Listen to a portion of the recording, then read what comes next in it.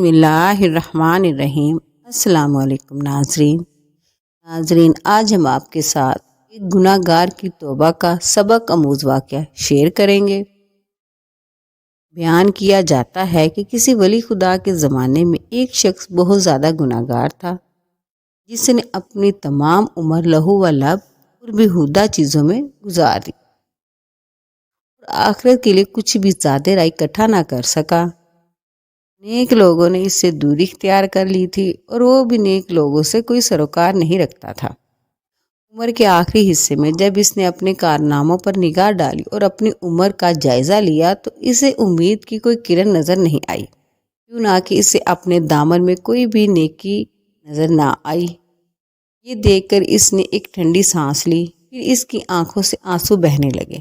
توبہ و استغفار کے ارادے سے بارگاہ الہی میں عرض کیا، دنیا و آخرت کے مالک، اس شخص کے اوپر رحم کر جس کے پاس نہ دنیا ہے اور نہ آخرت۔ اس کے مرنے کے بعد شہر والوں نے خوشی منائی اور اس کو شہر سے باہر کسی کھنڈر میں پھینک دیا۔ اس موقع پر اس ولی خدا کو عالم خواب میں حکم ہوا کہ اس کو غسل و کفن دو اور متقی پرہیزگاروں کے قبرستان میں دفن کرو۔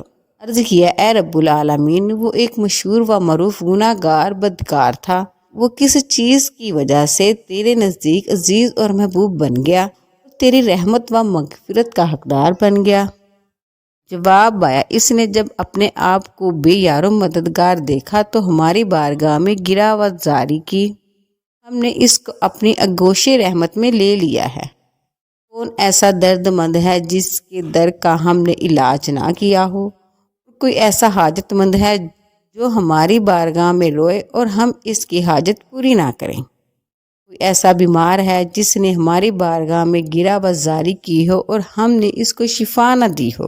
اے میرے عزیز مسلمان بہن بھائیو، انسان خطا کا پتلا ہے، غلطی ہر ایک سے سرزد ہو جاتی ہے، لیکن خوش قسمت ہے وہ انسان جس نے اپنی حالت کو پہچان لیا اور اپنی زندگی میں ہی سچے دل سے توبہ کر لی۔ اے میرے پاک پروردگار، ہم سب کو مرنے سے پہلے توبہ کی توفیق عطا فرما۔ اے میرے پروردگار، نیکی کرنے کی توفیق، گناہ سے بچنے کی طاقت صرف تیری ہی مدد سے ہے۔ اے میرے پاک پروردگار، ہمیں نیک کام کرنے اور برائی سے بچنے کی توفیق عطا فرما۔ بے شک تو غفور الرحیم ہے اور ہمیں موت سے پہلے کی توبہ، مرنے کے بعد قبر میں اپنے پیارے حضور نبی کریم صلی اللہ علیہ وسلم کا دیدار نصیب فرمانا۔ آمین ثم آمین۔